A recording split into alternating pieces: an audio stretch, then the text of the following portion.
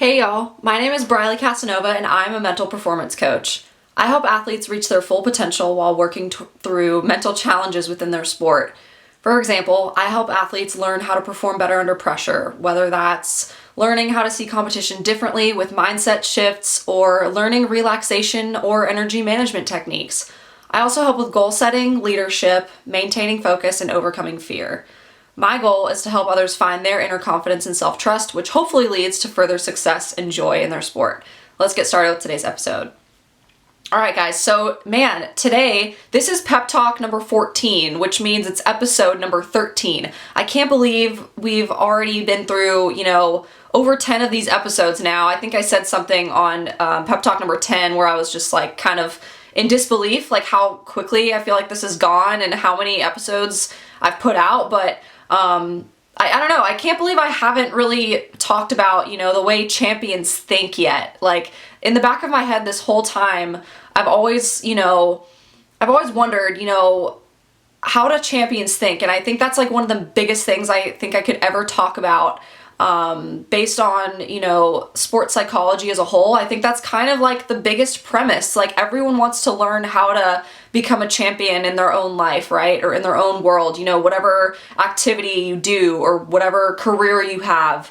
I think, that's one of the biggest things we could ever talk about. So today I came up with, let's see, I think I have like 9 or 10. Oh, I have 10, looking at my notes here. I have 10 like main components behind the way how champions think. And, this has come from, not just my experience in terms of my athletic career, but I've also, I got my master's degree in sports psychology, from LSU, and I got my undergraduate degree at Michigan. I feel like along the way throughout all the classes I've taken and all the years of my sport, I feel like I've gained, some idea at least, how high level people think. And it's not to say that I all the time was necessarily a high level person. I don't want to give myself that much credit, but I don't want to be too self-deprecating in the sense that like, I do think I know somewhat of, what it takes to be successful or,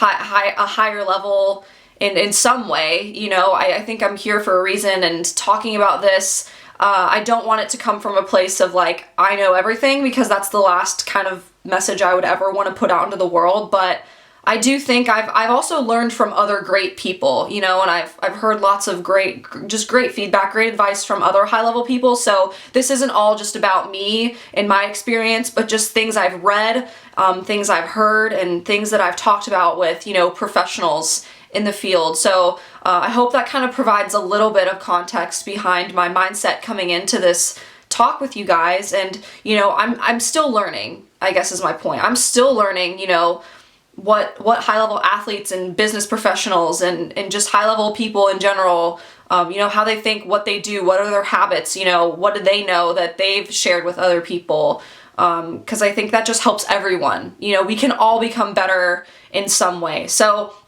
let's just start with the first component that I thought about. And these aren't in any particular order. I was just, I take notes for these podcast episodes, and I just try to do my best in terms of organizing my thoughts. So just in no particular order, component number 1 of how champions think is, champions and high-level people, they push themselves beyond their comfort zone. They don't stay with, just being comfortable all the time, right? And in other words, they're comfortable with being uncomfortable. And I think I was lucky enough to learn that at a young age, and I'm glad that I personally didn't, for the most part, I didn't let, discomfort, or at least high amount of discomfort stop me from experiencing joy in other ways, and I think, no matter what you do, and I know this is kind of like a general piece of advice, but I think no matter what you do, if you want to be successful and you want to be a champion, you have to be willing to go beyond the comfort zone, beyond doing the bare minimum. It's, it makes sense why athletes, we hear in interviews all the time, they go above and beyond. They don't just, they're not just satisfied with, accepting the okay, or like the minimum, or the, just the bare minimum. High level athletes don't take that as an answer. They go beyond, what is asked of them by their coaches, by their parents, their teachers. It's getting uncomfortable with being uncomfortable. So that's main component number one that I wanted to talk about. But moving into number two, like I said, I just want to say, I heavily owe everything I've learned to other people. And that goes with this podcast, that goes with my education, with my athletic background, and other life experiences. I've learned from other people. That was not just me in my own bubble doing that all on my own. And that goes in. So main component number two here is champions surround themselves with other champions. And basically it's picking that tribe. And I think I talked about this earlier on in some of my earlier podcast talks or pep talks that, it takes a village to raise and develop a high level athlete. That person doesn't do it on their own. They have, parents, family members, siblings, coaches, teachers, their peers, so many people are required for us to become successful. Even though I think you could look at every supposedly quote unquote self-made person out there, and while yes, they might have been first generation in terms of their success or something, but I do think if you really asked all the self-made people that you see, the billionaires or the just highly successful self-made people, they did have help, and they surrounded themselves with other high-level people too to get where they were. They in order to be a winner, you got to hang out with other winners and high quality people, right? I think that just kind of makes sense. And like I said, I've been blessed with great people in my life to follow and spend time with, and I really do think that has served me well. I know not everyone has that, but you do have a choice, and you do get to decide, who you seek out when it comes to leadership, inspiration, and lifestyle just in general. So I hope that's something, that's one maybe change you can make, moving forward. If you feel like you're missing something and you really want to be successful, that's a really great place to start in terms of picking your tribe. Surround yourself with other winners and high level people. I think that's probably a great way to go. Sorry if y'all can hear my dogs in the background, by the way. I don't really know what to do about that, but anyway, that's rookie podcaster and YouTuber you're hearing right now. So anyway, hope we can get through that, and hopefully that doesn't bother you guys too much. But anyway, component number three when it comes to how champions think, I think champions, they have very specific priorities and values. And, I think this is going to kind of become up to you, the listener, to decide, what your values and your priorities are. I think generally when it comes to what champions value, they tend to value things that serve not only their body and their physical state and their health, but also their mental state and their support system too. So that kind of ties in with the last component we talked about, surrounding yourself with other champions. Hopefully that's one of your priorities. If you want to become a champion and become a winner, that's, one of those things you're gonna have to do. You have to value the people that you surround yourself with, and their habits and your habits, and with that, so I said they have priorities and values. So, champions prioritize their goals, and I'll get into, the selfish aspect of that here in a second, but I think it especially comes true. It's especially true when it comes to their training habits, their mindset, and how they treat others. And I think maybe some questions you can ask yourself and take an action step with that, this coming week is, how do you treat your coach during practice? How do you treat them at a competition?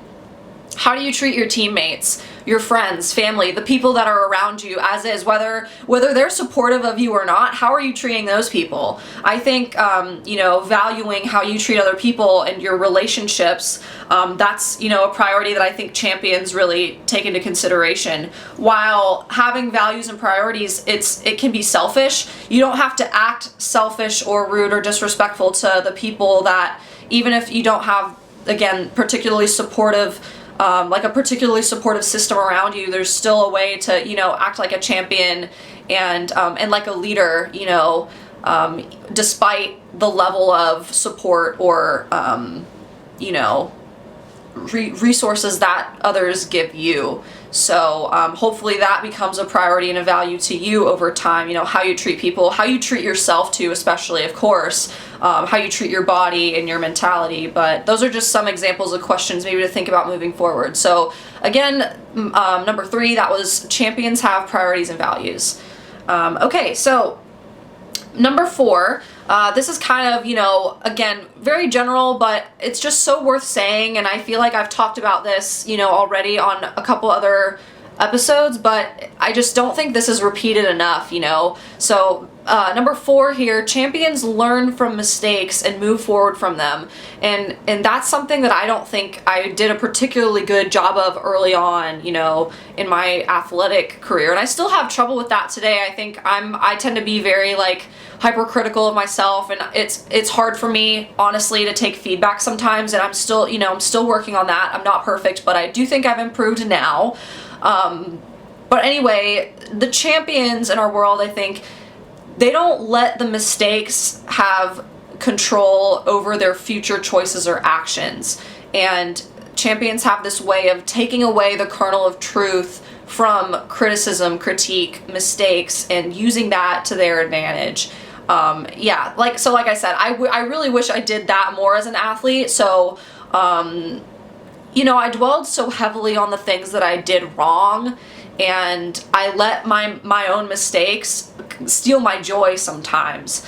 And you know, of course mistakes, like making mistakes isn't fun, but they don't have to hold you back. You know, use your mistakes to propel you forward, and don't beat yourself up over them. And again, that's something I really wish I did a better job of, you know, and that affects me still to this day. I still, for some reason, I'm still so good at beating myself up when it comes to making mistakes and falling down, and I don't know, I think that's just being a perfectionist, which has not always been the most helpful thing for me. So if there's anything I want you guys to take away from our little pep talk today is like, don't make that mistake like I did, and you know, don't make the mistake of letting mistakes like hurt you or hold you back, you know, to the point where like you can't forgive yourself and move on and like take something positive away from them, right? So I think the only person standing in the way of your own growth at that point is you. You know, if you're letting your mistakes, if you're holding mistakes over your own head, you're the one who's really getting in your way, and I think that's something we all have control over. So moral of the story there is find the kernel of truth or the silver lining in every mistake that you make, so to speak. So I hope that makes sense. But again, number 4, champions learn from mistakes and move forward from them. Hopefully that resonates with some of you guys out there. So the next main component, I think, of the champion mindset is, and I mentioned this earlier briefly, but champions at the end of the day are, you know, they're selfish in you know, healthy ways. They're selfish with their time, their energy, their focus, and their priorities. Like I mentioned, you know, earlier.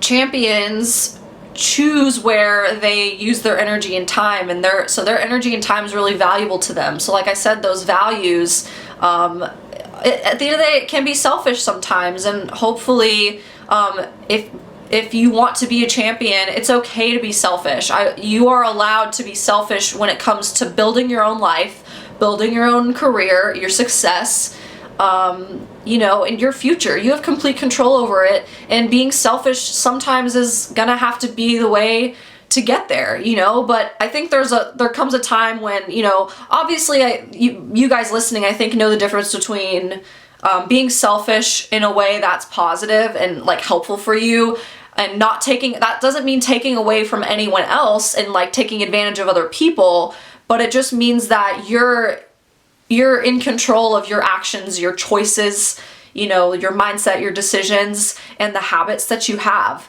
And sometimes that means sacrificing, you know, the hanging out with friends and family and doing the fun things that might interfere with practice or competition. You know, sometimes you have to be the selfish one to say no, like, I'd love to hang out, but I have commitments that I need to finish committing to, and I need to like go on with, you know. And I think I found that out from a young age, and I found that, you know, the people who take that personally, you know, that's going to happen. Of course, that's kind of to be expected. And if someone takes it personally, well then, you know, maybe they need to figure out other ways to be supportive of you, you know? And of course, you know, everyone, I don't know where I was going with that, but like, just if you surround yourself with the right people, they'll understand you being selfish a little bit, you know, now and again. It just kind of depends on, you know, the choices you make, who you surround yourself with, like I've already said. And I think maybe a good question to ask yourself is, you know, is what you're currently doing and the plans you're making, is that pushing you forward? Is it keeping you stagnant, or is it going to pull you backwards? So when it comes to like the making plans with friends example, like just, you know, be mindful of, you know, those kinds of choices and those decisions and the consequences that come with that. So sometimes being selfish is better than, you know, bending to the crowd and what other people are doing, you know. I hope that made sense, but basically you can come up with your own example of maybe times when you need to be selfish and focus on your time, your energy, and your commitments and the choices you make and what you do. And then hopefully that'll propel you forward as opposed to pull you back. So again, number 5 tip here is champions are sometimes selfish. So before I move on to number 6, I'm gonna fire off my my ad here, and so you guys will hear that, and we'll be right back. Hey y'all, I'm briefly interrupting this episode to let y'all know about Anchor. Anchor is a free app that lets you create your own podcast for free. It comes with tools that allow you to edit and record your podcast from your phone or computer, which is amazing and so helpful for non-tech oriented people like me. Anchor also distributes your podcast for free, so it can be heard on Spotify, Apple Podcasts, Google Play, and even more.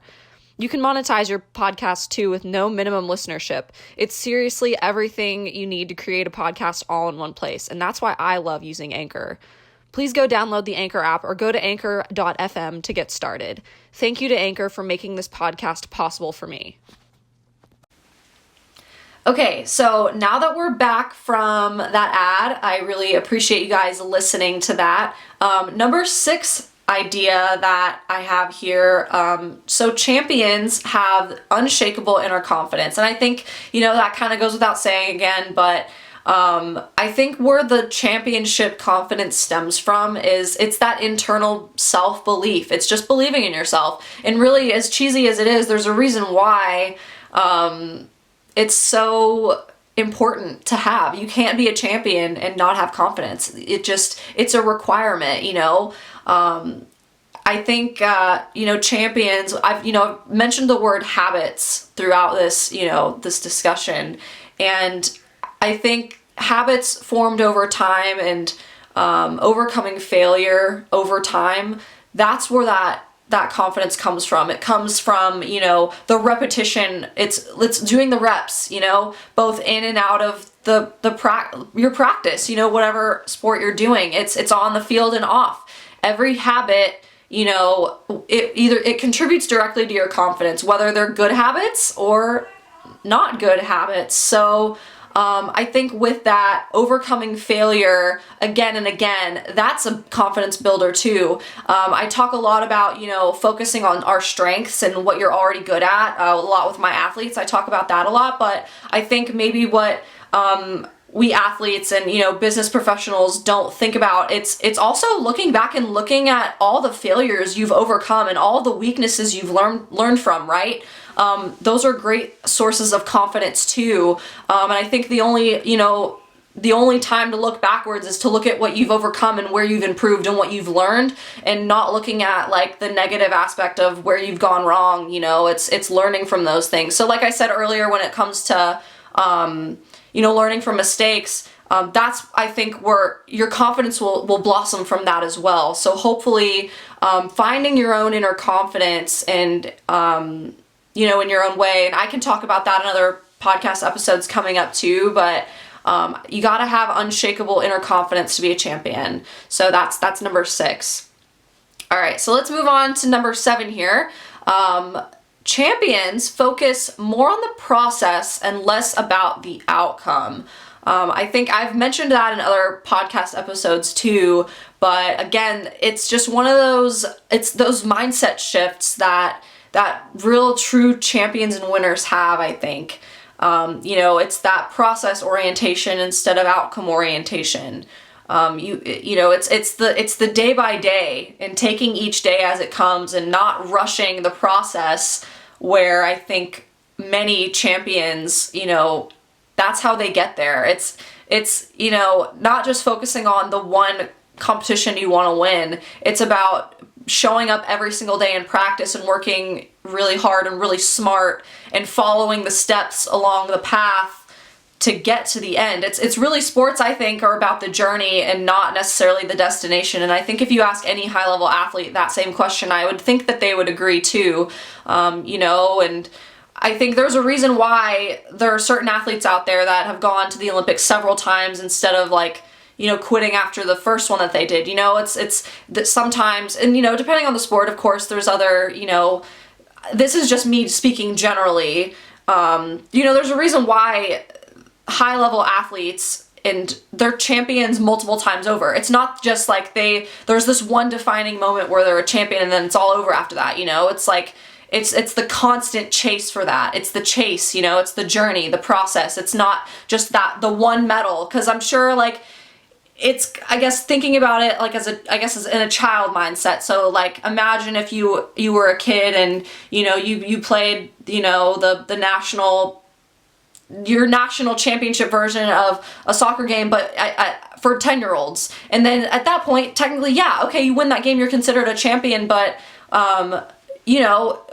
why didn't, I don't know.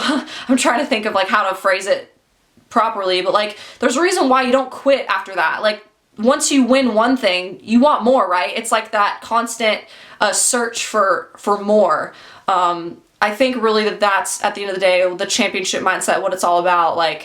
Once you get a taste of winning, you don't stop after that, right? Until, there comes a time when we all have our, we have to retire at some point, right? But it's not when you're 10 years old. The journey, you want to extend it as long as you can, right? I think sports and champions really want longevity in their sport, and they want, they're in it for the long haul, not just for the short term. So hopefully that made sense. I know I'm trying to come up with things on the fly, and I probably should have planned that better, but that's just kind of what was on my mind in terms of that example. So again, number 7, focus more on the process, less about the outcome. Take each day as it comes. Don't rush the process. And set goals oriented towards improvement and growth instead of solely on the number of wins, the medals, and recognition. All right.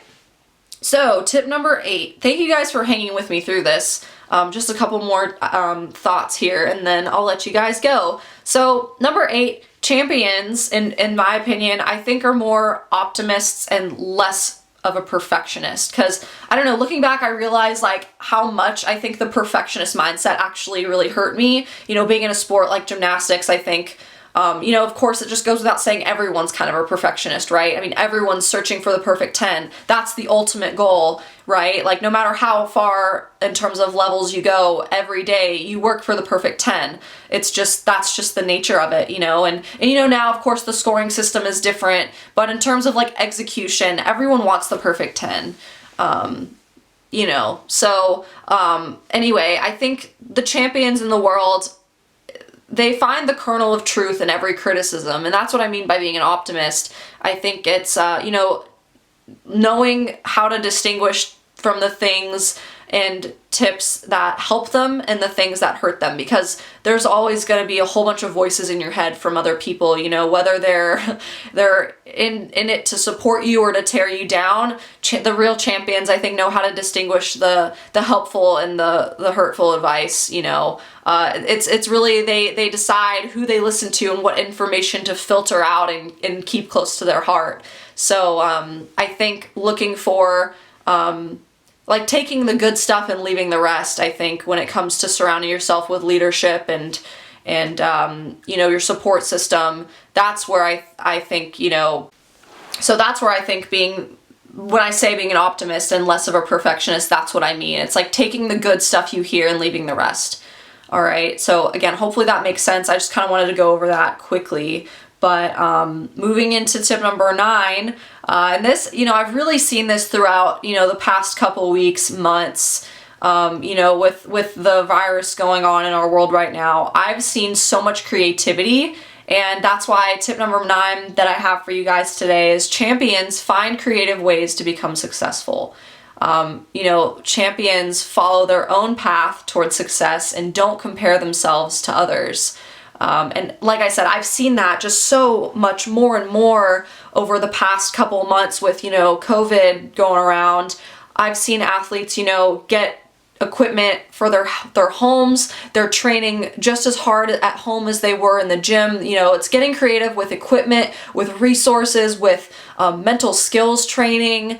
I'm just so impressed with the athletes of today that I think that kind of creativity we just haven't seen before when it comes to just showing commitment to the process. I just want to shout out all the athletes, and even if you're not an athlete, but you're getting creative ways or finding creative ways to become successful despite this whole virus situation going on right now. I applaud you, and you should be very proud of yourself for doing that, because really champions like that, they follow their own path towards success and they don't compare themselves to others. That's another aspect of this that I wanted to talk about. Champions are very they're just driven, they're committed to their goals, committed to the process, and sometimes you just gotta get creative to get there. There is no one direct way of success. There's there's infinite amounts. It's just a matter of how willing are you to be creative and push yourself. Again, that's kind of where getting out of the comfort zone aspect comes in. How far are you willing to go to extend yourself and build your knowledge and creativity to get there? And with that comes almost you're almost single-minded. You're not looking at the person next to you, even if they're great too, but they're great in their own way. They're following their own path too. I think social comparison is one of the most destructive things in an athlete's career, and I'm guilty of that. And the reason I know that is because I've done that. And truly, that was another huge mistake I made as an athlete, was comparing myself to other people. And I'll talk about that more in future episodes. I have plans to talk about, body image and, that kind of topic in another episode. So I'm really, really excited I can go deeper into that. But just for now, my point is learn from my mistake of comparing yourself to others and just really avoid it. It's one of the most self-destructive, self-sabotage things you could possibly do to yourself. So don't do it. It's not worth it unless... I have said this before though too, if you're going to compare yourself to someone else, use it as something to build you up. And it's great to have idols and people you aspire to be like. So if that's going to be your way of social comparison, that's great and that's totally fine.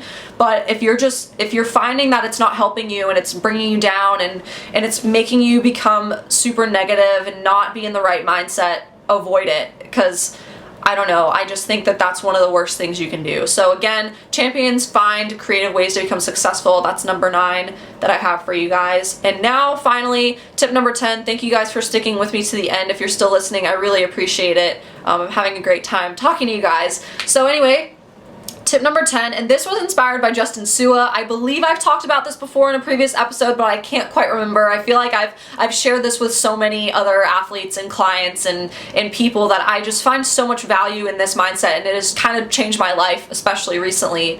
But tip number 10, champions work to become 1% better every day as opposed to making radical shifts in progress. So it's that getting better 1% every single day. That kind of mindset has really at least changed my life, and I think it kind of not only eases any pressure that I would put on myself to work towards my goals and achieve success. It's I don't know, I just think champions really and the winners focus on building a career to last. And I mentioned that idea earlier too. Really, I think, at least I rathered, from my own personal experience and thought process, I wanted to be in gymnastics as long as I possibly could. And that's why I decided to do college gymnastics. That was my way of extending my sport for as long as I could, extending my career for as long as I could.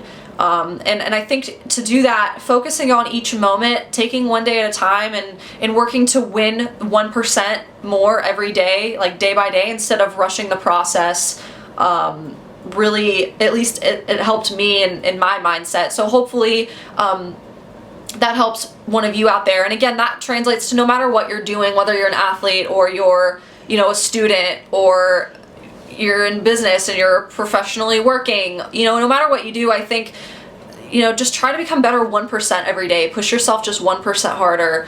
And then you'll see over time, I think you'll make leaps and bounds. It's the saying, like, the little things become the big things when you really look at it down the line. So, wherever you are now, just think about where you could be in 1 year from now if you just approached each day with the mindset of getting 1% better, instead of trying to get to that 100% every day. Like, that's just like, I don't know. I mean, and maybe the 100% mindset works for you, but, if I'm going to try and make success more accessible and achievable and feasible for people, I'd much rather have the 1% better every day as opposed to the 100% right now, like, kind of mentality. So again, I hope that makes sense. That rounds out, I think, all 10 tips that I had for you guys, but again, just thank you for listening, being here, and I'll go ahead and close out by, just closing with thank you so much for listening. Please check out my social media platforms. You can find me in so many places. You can find me on Patreon, and you can check out my subscription tier system, and that's just follow me at patreon.com/Briley Casanova. For exclusive updates and the chance to give me feedback for future episodes. You can also find me on Instagram. My handle is Mental Coach Briley. You can find me on Twitter as well at Mental Coach Bry. And if you're on Facebook, I have a public Facebook group where I post pretty frequently. It's fb.me/Mental Coach Briley. And if you want to give me feedback in a more private way, or if you just want to get in more direct contact with me, of course my DMs are open on both Instagram and Twitter, but you can also just shoot me an email, and my email is briley@completeperformancecoaching.com. I prioritize my emails and my direct messages to you guys, so just know that I'm always here for you. If you have any feedback, questions, comments you want to share, I'm open to all of it, so please don't hesitate to reach out. And on that kind of note, if you feel inclined to donate to this podcast and my business, please, you can feel free to do that on Venmo. My username is just Briley Casanova, and you can also PayPal me directly if you'd like as well, and that's paypal.me/Briley Casanova as well. So Briley Casanova is the same username for those. Again, feel free to reach out with questions and any feedback that you have. Your input is so valuable and so important to me. So please help contribute to my growth and knowledge as well. Like I said, I'm always constantly learning, and I'm open to feedback. So yeah, I don't know. Thank you for listening, and I'll see y'all in my next episode. Oh, and before I forget, if you're a business owner looking for promotional or marketing opportunities for your own business, please email me and type sponsorship inquiry in the subject line so you can sponsor future pep talks. I'm always looking for sponsorship opportunities, and I'd love to promote your business and talk to you and get to learn from you a little more if you're interested in doing that. So yeah, hope to see you guys in future episodes, and thank you again. Appreciate y'all's love and support. I'll talk to y'all next time. Bye.